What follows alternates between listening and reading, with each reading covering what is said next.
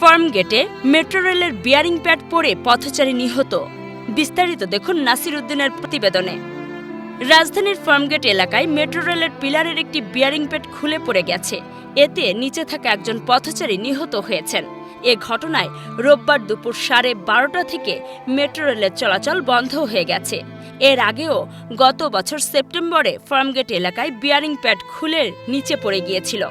নিহত তরুণের নাম আবুল কালাম আজাদ। তার বয়স আনুমানিক 35 থেকে 40 বছর। তার বাড়ি শরীয়তপুরে বলে জানা গেছে। প্রত্যক্ষদর্শীরা জানান, ঘটনাস্থলের পাশ দিয়ে হাঁটার সময় ওপর থেকে ভারী ধাতব বস্তুটি নিচে পড়ে ওই পথচারীর মাথায় আঘাত হানে। এতে তিনি গুরুতর আহত হন। ঘটনাস্থলেই প্রচুর রক্তপাত হয়।